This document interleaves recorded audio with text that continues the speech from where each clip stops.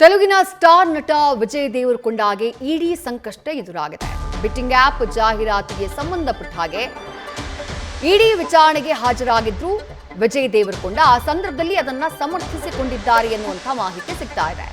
ಆಪ್ಗೆ ಸರ್ಕಾರದಿಂದ ಅನುಮತಿ ಅಂತ ಹೇಳಿ ವಿಜಯ್ ದೇವರಕೊಂಡ ಹೇಳಿದಾರಂತೆ. 1 ಗಂಟೆಗೂ ಹೆಚ್ಚು ಕಾಲ ವಿಜಯ್ ದೇವರಕೊಂಡ ಅವರನ್ನ ಜಾರಿ ನಿರ್ದೇಶನಾಲಯದ ಅಧಿಕಾರಿಗಳು ವಿಚಾರಣೆ ಮಾಡಿದ್ರು. ಒಟ್ಟಾರೆಯಾಗಿ 29 ನಟ ನಟಿಯರಿಗೆ ಇಡಿ ನೋಟಿಸ್ ಕೊಟ್ಟಿರೋದು. ಅದರಲ್ಲಿ ವಿಜಯ್ ದೇವರಕೊಂಡ ಕೂಡ ಒಬ್ರು. ಮೊನ್ನೆ ಜುಲೈ 30ನೇ ತಾರೀಕು ಪ್ರಕಾಶ್ ರಾಜ್ ಬಂದು ವಿಚಾರಣೆಗೆ ಹಾಜರಾಗಿದ್ರು. ನಿಧಿ ಅಗರ್ವಾಲ್, ನಿರ್ಮಾಪಕಿ ಮಂಜು ಲಕ್ಷ್ಮಿ, ರಾಣಾ ದಗ್ಗುಬಾಟಿ ಹೀಗೆ ತೆಲುಗಿನ ಹಲವು ಸ್ಟಾರ್ಗಳಿಗೆ ಈ ಬೆಟ್ಟಿಂಗ್ ಆಪ್ಗೆ ಸಂಬಂಧಪಟ್ಟ ಹಾಗೆ ದಾಖಲಾಗಿರುವಂತಹ ಕೇಸ್ನ ಸಂಕಷ್ಟ ತಟ್ಟುಬಿಟ್ಟಿದೆ. ಒಬ್ಬರಾದ ಮೇಲೊಬ್ಬರಂತೆ ಇಡಿ ವಿಚಾರಣೆಗೆ ಹಾಜರಾಗ್ತಿದ್ದಾರೆ. ಮತ್ತಷ್ಟು ಡೀಟೇಲ್ಸ್ನ ಜಗದೀಶ್ ನೀಡ್ತಾ ಹೋಗ್ತಾರೆ. ಜಗದೀಶ್, ಏನಾಯ್ತು ವಿಜಯ್ ದೇವರಕೊಂಡ ಅವರ ಇಡಿ ವಿಚಾರಣೆಯ ಸಂದರ್ಭದಲ್ಲಿ ಏನ್ ಮಾಹಿತಿ ಸಿಗ್ತಾ ಇದೆ? ವಿದ್ಯಾಶ್ರೀ, ವಿಜಯ್ ದೇವರಕೊಂಡಗೆ ಆಪ್ ಬೆಟ್ಟಿಂಗ್ ಆಪ್ಗೆ ಸಂಬಂಧಪಟ್ಟ ಹಾಗೆ ಮುಂಚೆನೆ ನೋಟಿಸ್ ಅನ್ನ ಕೊಡಲಾಗಿತ್ತು. ಇವತ್ತು ವಿಚಾರಣೆಗೆ ಹಾಜರಾಗಬೇಕು ಅಂತ. ಅದೇ ಕಾರಣಕ್ಕಾಗಿ ಬೆಳಗ್ಗೆ ಏನಂದ್ರೆ ಹೈದರಾಬಾದ್ನ ಇಡಿ ಕಚೇರಿಗೆ ಬಂದು ಹಾಜರಾಗಿದ್ದರು. ಒಟ್ಟು 4 ಗಂಟೆಗಳ ಕಾಲ ವಿಚಾರಣೆ ನಡೆದಿದೆ. ಆ ವಿಚಾರಣೆ ಸಂದರ್ಭದಲ್ಲಿ ವಿಜಯ್ ದೇವರಕೊಂಡ ಹೇಳಿರುವಂತದ್ದು ಏನಂದ್ರೆ, ಈ ಒಂದು ಬೆಟ್ಟಿಂಗ್ ಆಪ್ಗೆ ಸಂಬಂಧಪಟ್ಟ ಹಾಗೆ ನಾವು ಯಾವುದೇ ಕಾರಣಕ್ಕೂ ಸಹಿತ ಇಲ್ಲೀಗಲ್ ಆಗಿ ಹಣವನ್ನ ವರ್ಗಾವಣೆ ಮಾಡಿಲ್ಲ, ಅಕ್ರಮವಾಗಿ ಹಣವನ್ನ ವರ್ಗಾವಣೆ ಮಾಡಿಲ್ಲ, ಮತ್ತೆ ಅಕ್ರಮವಾಗಿ ಹಣವನ್ನು ಸಹಿತ ಅವರಿಂದ ತೆಗೆದುಕೊಂಡಿಲ್ಲ. ಮೊದಲನೇ ಮಾತಂದ್ರೆ, ಈ ಒಂದು ಆಪ್ಗಳಿಗೆ ಸರ್ಕಾರಗಳೇ ಅನುಮತಿಯನ್ನ ಕೊಟ್ಟಿದ್ದಾವೆ. ಅದು ಯಾವುದೇ ಕಾರಣಕ್ಕೂ ಇಲ್ಲಿಗಲ್ ಬೆಟ್ಟಿಂಗ್ ಆಪ್ ಆಗುವುದಿಲ್ಲ. ಸರ್ಕಾರಗಳು ಅನುಮತಿ ಕೊಟ್ಟಿದ್ದೆ ಆದ್ರೆ ಅದು ಏನಂದ್ರೆ ಅಧಿಕೃತವಾಗಿ ಆಪ್ಗಳಿರುವಂತದ್ದು.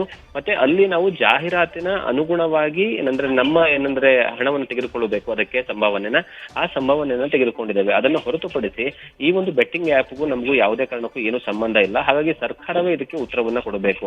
ಅವರು ಕೊಟ್ಟಿರ್ತಕ್ಕಂತಹ ಅನುಮತಿಯ ಆಧಾರದ ಮೇಲೆ ಸರ್ಕಾರಕ್ಕೆ ಅವಕಾಶ ಕೊಟ್ಟಿರುವಂತಹ ಕಾರಣಕ್ಕಾಗಿ ನಾವು ಈಗ ಆ ಒಂದು ಆಪ್ಗಳಿಗೆ ಸಾಮಾನ್ಯವಾಗಿ ನಟರಾಗಿರುವಂತಹ ಕಾರಣಕ್ಕಾಗಿ ನಾವು ಅದಕ್ಕೆ ಪ್ರಚಾರವನ್ನ ಕೊಟ್ಟಿದ್ದೇವೆ ವಿನಃ ಅದನ್ನು ಹೊರತುಪಡಿಸಿ ಯಾವುದೇ ಕಾರಣಕ್ಕೂ ಅದರಲ್ಲಿ ಅಕ್ರಮ ಹಣ ವರ್ಗಾವಣೆ ಆಗಿರ್ಲಿ ಅಥವಾ ಅಕ್ರಮ ಹಣವನ್ನ ಬೇರೆ ಕಡೆಗೆ ಸ್ಥಳಾಂತರ ಮಾಡೋದಾಗ್ಲಿ ಅಥವಾ ಆ ಒಂದು ಹಣಕ್ಕೆ ತೆರಿಗೆಯನ್ನ ಕಟ್ಟದೇ ಇರುವಂತದ್ದು ಅದೆಲ್ಲವೂ ಸಹಿತ ಆ ಆಪ್ಗಳಿಗೆ ಸಂಬಂಧಪಟ್ಟಿದ್ದು. ಹಾಗಾಗಿ ಇದಕ್ಕೂ ನಮಗೂ ಯಾವುದೇ ಕಾರಣಕ್ಕೂ ಸಂಬಂಧ ಇಲ್ಲ ಅನ್ನುವಂತಹ ವಿಚಾರವನ್ನ ವಿಚಾರಣೆ ಸಂದರ್ಭದಲ್ಲಿ ಹೇಳಿದ್ದಾರೆ ಅನ್ನುವಂತಹ ಮಾಹಿತಿ ಗೊತ್ತಾಗ್ತಾ ಇದೆ.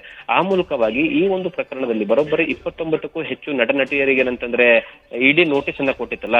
ಯಾಕಂದ್ರೆ ಈ ಒಂದು ಪ್ರಕರಣದಲ್ಲಿ ಸಾವಿರಾರು ಕೋಟಿ ರೂಪಾಯಿ ಹಣ ವರ್ಗಾವಣೆ ಆಗಿದೆ ಅನ್ನುವಂತಹ ಕಾರಣಕ್ಕಾಗಿ, ಯಾಕಂದ್ರೆ ಮೊನ್ನೆ ಜುಲೈ 29ನೇ ತಾರೀಕಿಗೆ ಸ್ವತಃ ಭಾಷಾ ನಟ ಆಗಿರುವಂತಹ ಪ್ರಕಾಶ್ ರೈಗೂ ಸಹಿತ ವಿಚಾರಣೆ ಕರೆದಿದ್ರು. ಅವರು ಸಹಿತ ಭಾಗಿಯಾಗಿ ವಿಚಾರಣೆಯಲ್ಲಿ ಭಾಗಿಯಾಗಿದ್ರು. ಈಗ ಇವತ್ತು ವಿಜಯ್ ದೇವರಕೊಂಡರು ಸಹಿತ ಭಾಗಿಯಾಗಿ ಆ ಒಂದು ಸಂದರ್ಭದಲ್ಲಿ ಈ ಎಲ್ಲಾ ವಿಚಾರಗಳನ್ನ ಮೆನ್ಷನ್ ಮಾಡಿದ್ದಾರೆ ಅನ್ನುವಂತ ವಿಚಾರ ಗೊತ್ತಾಗ್ತಾ ಇರುವಂತದ್ದು. ವಿದ್ಯಾಶ್ರೀ, ಥ್ಯಾಂಕ್ ಯು ಜಗದೀಶ್, ತಮ್ಮೆಲ್ಲ ಡೀಟೇಲ್ಸ್ಗೆ.